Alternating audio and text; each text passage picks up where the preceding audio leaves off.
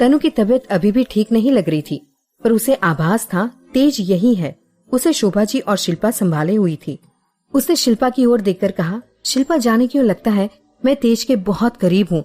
वो यहीं कहीं है, उसका एहसास मैं नहीं भूल सकती। तेरे भाई यही है, पर क्यों मेरे साथ लुका छुपी खेल रहे हैं, मैं समझ नहीं पा रही। शोभा जी की आंखों में भी पश्चाताप के आंसू थे। वो चाहकर भी तनु का दिल नहीं दुखाना चाहती थी। पलक और दादू भी कार से निकलकर वहीं आ गए थे। सभी परेशान थे। भूख का तो किसी को कोई एहसास ही नहीं था। काली जी तनु के सामने आकर खड़े हो गए। तनु वहां पार्किंग की बेंच पर बैठ गई थी। काली जी के आदमी सभी के लिए जूस और सैंडविच लेकर आए थे। किसी का मन नहीं था खाने का, पर काली जी के कहने पर सभी ने खाना खाया। तनु की निगाहें अभी भी काली जी पर टिकी हुई थी।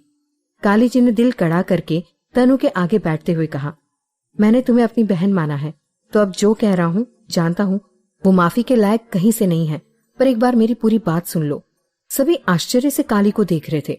इतने बड़े आदमी को तनु के आगे झुकते देखकर सभी सोच में पड़ गए थे। राजवीर कुछ बोलना चाहता था, पर शोभा जी ने इशारे से मना कर दिया। काली जी ने आगे कहा, वो तेज प्रताप और मेरी कंपनी शोभा कंस्ट्रक्शन एक दूसरे की राइवल कंपनी है। हम दोस्त तो कभी नहीं थे, पर जब से वो यहाँ दिल्ली में आया था, मेरी कंपनी लॉस पर लॉस झेल रही थी। मैं उसकी कनॉट प्लेस वाली जमीन खरीदना चाहता था, वो भी डबल कीमत में, पर उसे मेरे काले कारनामों की भनक थी, इसीलिए उसने वो जमीन मुझे नहीं बेची। मैंने कई तरह से उसे समझाने की कोशिश की, पर वो नहीं माना। मेरे होटल के लिए उसकी जमीन बहुत मायने रखती थी। मैंने उसे समझाया था कि मैं वहाँ कोई काले धंधे के लिए होटल नहीं खोल रहा हूँ, पर उसे मेरी बात नहीं मानी। मैं उस समय अपने गुस्से को पी गया कि नया आया लड़का है, जोश में मेरी बात नहीं मान रहा है। फिर यहाँ खंडाला में मेरी बात हो गई थी, पर जाने क्या तिकड़म भिड़ाई उसने कि चोपड़ा ने ये जमीन उसके नाम कर दी। बस मुझे यहीं ज्यादा गुस्सा आ गया और मैंने रॉक्सी को हायर कर लिया। सभी शांति से उसकी बातें सुन रहे थे। तभी राजवीर ने काली को कॉलर पकड़कर गुस्से में उठाया और एक घूंसा उसके चेहरे पर जड़ते हुए कहा, मेरे दोस्त ने जो भी कुछ पाया है अपनी मेहनत से पाया है। ये जमीन उसने किसी तिकड़म से नहीं खरीदी है, समझे? और क्या किया तुमने मेरे दोस्त के साथ, बोल? सभी उसे छुड़ाने के लिए आगे बढ़े, पर तनु की आंखों से दर्द जैसे आंसू बन बहने लगे। राजवीर की आंखें आग उगल रही थी। काली ने फिर संभल कर कहा, एक बार मेरी बात तो सुनिए राजवीर जी, जो कुछ हुआ अनजाने में हो गया। मैंने तनु को बहन माना है, मैं उसके साथ कभी गलत नहीं कर सकता। एक बार पूरी बात सुन लीजिए। राजवीर को संभालना कुछ मुश्किल था। शिल्पा और काली के आदमी राजवीर को रोक रहे थे। शोभा जी तनु के पास आकर हाथ जोड़कर बोली, तनु, जो कुछ भी हुआ मैं उसके लिए इन्हें खुद कभी माफ नहीं करूंगी, पर हम खुद भी कई दिनों से दिन रात एक करके तेज को ढूंढ रहे हैं। बस एक बार मिल जाए वो। तनु जो शांत बैठी थी, काली की तरफ देखकर गुस्से में बोली, क्या किया आपने तेज के साथ? तनु को गुस्से में देखकर सभी उसकी तरफ देखने लगे। काली को बोलता ना पाकर तनु ने फिर पूछा, मैं पूछ रही हूँ, क्या किया आपने मेरे तेज के साथ? उसे हल्के चक्कर आने लगे थे।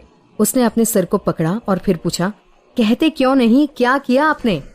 काली ने कहा, वो जब मुझे पता चला कि तेज प्रताप तनु का पति है, मैंने बहुत कोशिश की रॉक्सी को मना करने की, पर वो तब तक तेज को गोली मार चुका था।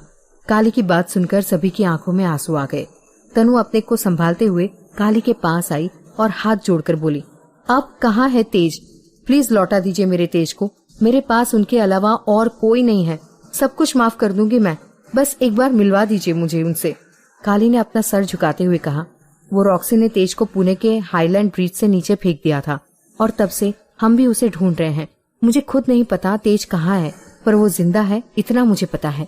तेज को ब्रिज से नीचे फेंक दिया था। ये सुनकर ही तनु गश खाकर नीचे गिरने लगी, जिसे शोभा जी ने और शिल्पा ने संभाला। बेहोश हो चुकी तनु को लेकर सभी फिर हॉस्पिटल की ओर दौड़ गए।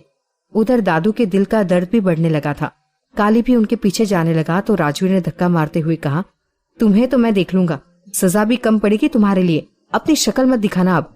अच्छा एहसान चुकाया है तुमने। तुम्हारे बेटे को मैंने बचाया, तब मैंने नहीं सोचा तुम्हारी पत्नी को तनु ने बचाया। उसने भी नहीं सोचा कि किस एहसान फरामोश की फैमिली को बचा रहे हैं। मेरे दोस्त को ढूंढ कर लाओ कहीं से भी, वो भी सलामत। भूलना मत, उसके एक एक जख्मों का हिसाब लूंगा मैं। तनु भले ही माफ कर दे, पर मैं कभी माफ नहीं करूंगा। वो भी तेज कदमों से हॉस्पिटल की ओर बढ़ गया। वो शिल्पा के पास आकर खड़ा हो गया। तभी उसके फोन में अंगद जी का नाम फ्लैश हुआ। उसने बुदबुदाते हुए कहा, पापा जी का फोन? अब क्या कहूंगा मैं उनसे कि तेज नहीं मिला? उसने फोन उठाया तो अंगद जी ने घबराते हुए कहा, राजवीर, प्रीति। राजवीर ने उनकी घबराहट को समझते हुए कहा, पापा क्या बात है, घबरा क्यों रहे हैं? अंगद जी फिर बोले, वो प्रीति न्यूज में, उसके साथ विक्रम। मुझे तो कहते शर्म आ रही है, तुम न्यूज देखो, क्या किया है तुम्हारी बहन ने। राजवीर जो तेज के लिए परेशान था, उसे समझ नहीं आया अंगद जी उसे क्या कहना चाहते हैं।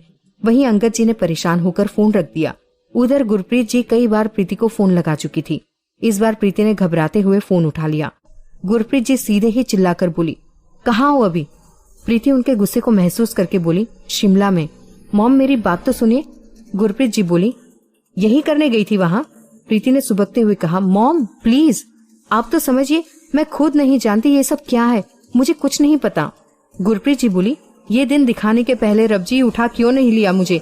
यही वादा करके तो गई थी ना तुम कि जैसे जा रही हो वैसे ही घर आओगी, पर कर लिया मन का, मुंह दिखाने के लायक नहीं छोड़ा तुमने। उन्होंने गुस्से में फोन रख दिया। अंगद जी तो जैसे सदमे से उभर नहीं पा रहे थे। लोगों के लगातार फोन आने लगे थे। उन्होंने अपने फोन बंद कर दिए थे। उनके आंसू भी थम नहीं रहे थे। दादू को भी हॉस्पिटल में एडमिट करना पड़ा था। उधर राजवीर परेशान होकर न्यूज खोजने लगा था, पर सारी न्यूज हटाई जा चुकी थी। तभी नर्स ने आकर तनु और दादू के लिए दवा लाने को कहा, तो राजवीर न्यूज देखना छोड़कर दवा लाने चला गया। उधर शिमला में प्रीति के मन में उथल पुथल मची हुई थी। वो बात करना चाहती थी गुरप्रीत जी से, पर अब अंगद जी और गुरप्रीत जी का फोन बंद आ रहा था। राजवीर और शिल्पा को फोन लगाने की उसकी हिम्मत ही नहीं हो रही थी। बार बार उसकी आंखों के सामने विक्रम और अपनी नजदीकी का वीडियो घूम रहा था। फोटो भी इस एंगल से लिए गए थे जैसे दोनों एक दूसरे को किस कर रहे हो। प्रीति ने अपनी आंखों को बंद किया तो आंसू पलकों के नीचे से बहने लगे। उसके सामने समीर का चेहरा आया। जब उसने उसे ट्रेन में देखा था, वो उसका क्रश था, एक सपना था आर्मी मैन की वाइफ बनना। फिर उसकी आंखों के सामने समीर का उसके दुपट्टे को खींचना याद आया। उसने फिर अपनी पलकों को खोला। आंसू तो वैसे भी बेहिसाब थे, लेकिन उसने निश्चय कर लिया था उसे क्या करना है। दर्द तो बेहिसाब है, जाने ना कोई। संभाला है कैसे हमने अपने आप को, कोई इसे माने ना। जमाने की फिक्र तो इस दिल को भी हो गई। दिल जिस पर हार गए, आज उस दिल से हम हार गए। मोहब्बत थी ये या था अजीब सा खिंचाव? एक पतली सी डोर थी, बस हाथ लगा और टूट गई। इश्क ऐसा तो ना था कि टूट जाते हम भी। अब टुकड़ों को जोड़कर आईना बना देंगे, उस आईने में ना देखेंगे अपना चेहरा। नफरत सी हो गई है अब जीने से, बस जी लेंगे हम भी उसके बिना कुछ पल। सुधा ने राणा जी को फोन लगाकर रोते हुए कहा, अंकल यहाँ बहुत बड़ी मुसीबत हो गई है। विक्रम को उसके साथ काम करने वाली प्रीति ने अपने जाल में फंसा लिया है और अब विक्रम कल उससे शादी कर रहा है। वो भी उसने मीडिया को कह दिया है। मैं बहुत प्यार करती हूँ विक्रम से, प्लीज अंकल ये शादी रुकवा दीजिए। राणा जी शांति से उसकी बात सुनकर बोले, अब यदि उसने ये शादी नहीं की तो तुम तो जानती ही हो, मेरा राजनीति का करियर खत्म हो जाएगा। सब उसे अय्याश समझ रहे हैं। उन दोनों के फ्यूचर के लिए यही सही है। न्यूज तो मैंने रुकवा दी है, पर जो कुछ लोगों के दिमाग में जा चुका है उसे मैं नहीं रोक सकता हूँ। मुझे उसके फैसले में कोई बुराई नहीं लगती। वैसे भी विक्रम ने कभी नहीं कहा था कि वो तुमसे प्यार करता है। राणा जी ने फोन रख दिया। उन्होंने साधना जी को कल के लिए तैयार रहने के लिए कहा। सुधा ने गुस्से में फोन रखा और अपने आप से कहा, मैं उस प्रीति को अपनी जगह कभी नहीं लेने दूंगी। मैं इस शादी को रोकने की पूरी कोशिश करूंगी। पूरा मीडिया वहां खड़ा कर दूंगी और साबित कर दूंगी प्रीति बदचलन है। क्यों जीने नहीं देती ये यादें तेरी, क्यों बेसब्र हुई जाती है उम्मीदें मेरी, जबकि ये खबर है कि तुम यहीं आसपास हो मेरे। फिर क्यों तेरे दीदार को तरसती हैं ये आंखें। न जाने किन बादलों के पीछे वो जा छुपे हैं। इन आंखों को फिर बेसब्री से इंतजार है उनका।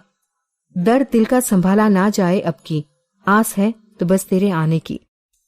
इंजेक्शन देने के बाद तनु को नींद आ गई थी। राजवीर ने शिल्पा, शोभा जी और पलक को घर भेज दिया था और खुद वहां हॉस्पिटल में ही रुक गया था। उसे बेसब्री से इंतजार था तनु और दादाजी के ठीक होने का। राजवीर तो प्रीति के बारे में न्यूज देखना ही भूल गया था और इधर काली के आदमी बड़ी तेजी से तेज को ढूंढने की कोशिश में लगे थे। इन्हीं सब में सुबह हो गई थी। राजवीर नींद में ही था, तभी काली रूम में एंटर हुआ। उसे देखा तनु को अभी भी होश नहीं आया था और नर्स उसकी ड्रिप चेंज कर रही थी। राजवीर वहां टेबल पर ही बैठे सो गया था। काली ने हिचकिचाते हुए राजवीर को जगाया।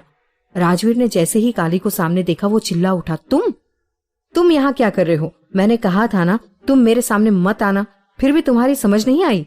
नर्स ने मुंह पर उंगली रखकर राजवीर को शांत रहने के लिए कहा। और बाहर आ गई। काली ने फिर कहा, वो तेज प्रताप की खबर मिल गई है। राजवीर फिर चिल्लाकर बोला, क्या? कहाँ है वो ठीक तो है ना? काली ने फिर तनु की ओर देखते हुए कहा, हाँ, बस एक ऑपरेशन की जरूरत है, तुरंत। राजवीर ने हड़बड़ाते हुए कहा, चलो अभी चलो, मुझे अभी जाना है। काली ने कहा, हाँ चलिए। तभी तनु ने अपनी मरियल सी आवाज में कहा, मुझे भी जाना है। राजवीर और काली उसकी ओर देखकर मुस्कुरा दिए। राजवीर ने कहा, हम जल्दी आएंगे, तुम यहीं इंतजार करो। तनु ने अपनी आंसू भरी निगाहों से उन्हें देखते हुए कहा, अब तक इंतजार ही तो किया है उनका, प्लीज मुझे भी ले चलिए। राजवीर ने काली की ओर देखा तो उसने भी पलकें झपका दी। राजवीर ने कहा, मैं फॉर्मेलिटी पूरी करके आता हूँ। उधर डॉक्टर ममता और डॉक्टर नवीन वर्ल्ड बेस्ट न्यूरोलॉजिस्ट से ऑपरेशन की बारीकियां समझ रहे थे। उन्होंने एक दिन में 2 मेजर ऑपरेशन को संभाला था। उन्हें 2 दिन रुकना था, पर ममता नहीं रुकना चाहती थी, इसीलिए शाम की फ्लाइट से वो वापस पुणे जा रहे थे। ऑपरेशन रूम से निकलने के बाद ममता और नवीन अपने रूम में रेस्ट करने के लिए आ गए। ममता ने फोन ऑन किया और सोचा तेज प्रताप की तबीयत की जानकारी ले ले। उसने घर फोन लगाया। 1-2 रिंग में ही फोन पिक हो गया। उसने नर्स से कहा, वो जो पेशेंट घर में है उसकी तबीयत कैसी है, वो ठीक तो है? नर्स ने घबराते हुए धीमी आवाज में अपने सामने बैठे काले काले मुश्तैंडे जैसे गुंडों को देखकर कहा, मैडम वो गुंडे कुछ ठीक नहीं लग रहे हैं। ममता ने हड़बड़ाते हुए कहा, व्हाट? गुंडे?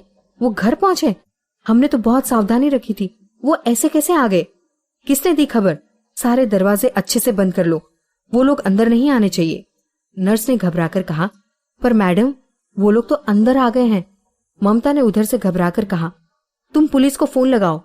नर्स ने धीमे से हाँ कहकर फोन रख दिया।